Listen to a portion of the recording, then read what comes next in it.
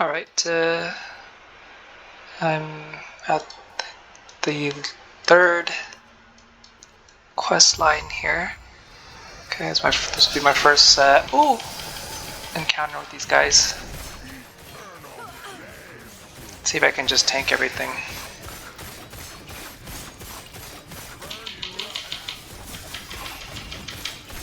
I had to keep attacking, otherwise I don't gain health back and blow up.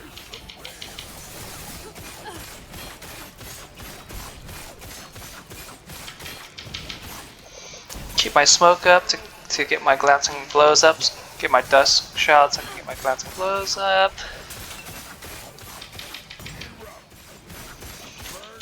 I'm just basically holding down puncture here until my lethal mirage goes up. Throw smokes out every time down. I don't know if it's enough time to throw any acid flask out because I need to keep healing.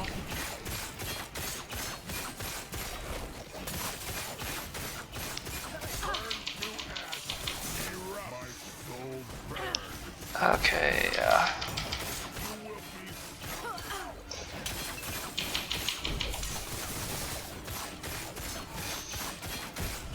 Just hold down puncture to keep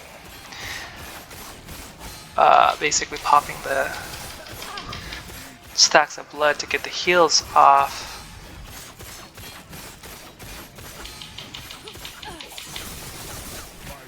Is this guy invulnerable? Or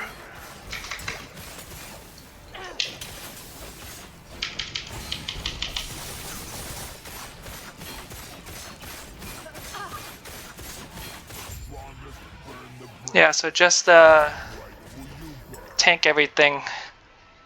I don't know the mechanics of this fight, it's my first time, but yeah, armor is good, I guess, for this guy. Let's just tank everything. Again, I'm playing a Bladedancer.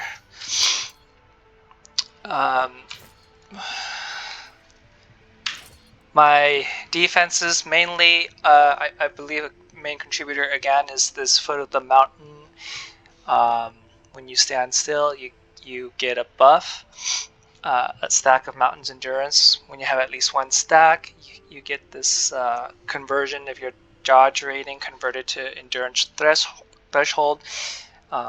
Normally my endurance threshold is pretty low, only 460 something, but my dodge rating is 784, so if I stand still and I get one stack of the mountain, I get 784 added to my 466, and then when if I get hit, these idols add to my dodge rating, so I even get more.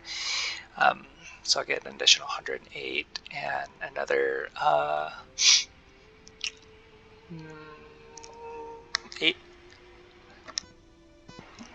89. So it should go over, or if not equal to, my full life. So my entire life is covered by the threshold, which means at full life I would start getting the benefit of the endurance, which is 48 damage reduction. Again, I'm invested into glancing blows. So as a Bladedancer, invested into all these talents here to get glancing blows up passively, and then these, if I get hit or if I attack, I also generate glancing blows chance. So let's see here. So yeah, my chance for glancing blow should be like 31% normally without any buffs. I'm also invested into smoke bomb and the skill over here, rapid concealment, so I can gain dust shrouds, which gives me dodge rating and glancing blow chance very rapidly. So yeah, just hiding in the smoke here, my stacks will go up, and then getting hit and attacking will also increase my dust shrouds, which when you're mapping, you can probably stay comfortably at 10, 12-ish. while you're hiding in the smoke. So that's already like 50-60% chance to get glancing blows plus my passive already. So like, yeah, around like 80 to 90% chance to get glancing blows. So it's 35% damage reduction from glancing blows. Endurance damage reduction 48% all the time. And also wearing this Titan armor, I get 15% damage reduction all the time, just for using a two-handed weapon. I also have this skill in Bladedancer, Death's Door, which when I'm at low health, which I believe is at 35% or less, then I also take an additional 24% less damage. So I have a lot of damage reduction that way. Then my recovery, I'm using, for my primary skill again, I'm using Puncture, which I focus on building bleeding stacks. With this last skill here, Mutilate, every third hit you consume all your stacks and gain 10 health per every stack you consume, and then you immediately consume all your dots to do immediate damage for burst damage. So I focus on building bleeds, stacking bleeds as quick as possible per hit, or as many as possible per hit. So yeah, invest into bleed chance here. Then this buff I feel synergizes very good with my Mirage, Lethal Mirage. Basically every time I hit, I get a stack of Bleeding Fury, which each stack gives me 60% chance to bleed. These two combined, I can get up to 6 stacks. So I believe that applies to my Lethal Mirage. Lethal Mirage, again, is just a bunch of rapid hits that while you're doing the hits, you're invulnerable. So I've invested into getting more hits, maximizing more hits, because I want to just get as many hits in as I can. I also invested into bleed chance here. Bleed chance here is the main thing. I don't know how significant the extra damage is. These extra damage when they have high stacks of bleeding. But mostly I'm focusing on the bleed. So that is my main way of doing damage, is stacking bleeds. Lethal Mirage doesn't, it's only puncture, every third puncture hit consumes the bleed, so it's nice to use Mirage to build up a whole bunch of bleeds and then consume all those stacks on your third hit of puncture. Acid Flask again. Might swap this skill out later. I can get net now, but currently I think the most significant thing about this skill is just this debuff on the enemy that lets them take more damage over time. So those are the main ways I'm able to tank this fight. Again, this is my first time doing this fight, so I had no idea what the mechanics are. But my gear, again, everything contributes to bleed chance, or increasing the damage of my bleeds. So in this, I have these gloves here. Damage over time increase. This also gives me converts my crit multiplier into bleed penetration. So I have that, which is why I use this spear, and I just like using spears for some reason.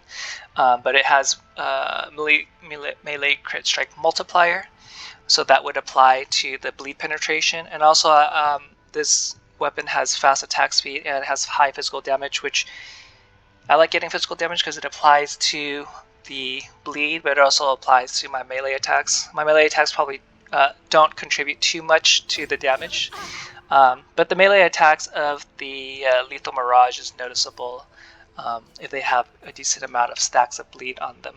What I usually like to do is get 2 stacks in before my 3rd puncture, which would consume the stacks, and then I'll use Lethal Mirage that way. This Chalice, again, just increases bleed duration, which would increase your bleed damage overall once you consume it with your puncture. And chance to bleed. This also chance to bleed penetration, some more bleed damage, and duration, some more bleed more bleed damage. And then this I like this last passive ability, which increases the area effect of Mirage attacks with Lethal Mirage. So yeah, more AoE just for when you're mapping. Makes you hit a wider area with all your little mini attacks. This belt gives, again, I'm just using it because I found it. It's only a level 6 belt, but yeah, it gives me attack speed, and then the poison I don't care about, but again, at the moment, not quite optimal, but at the moment, I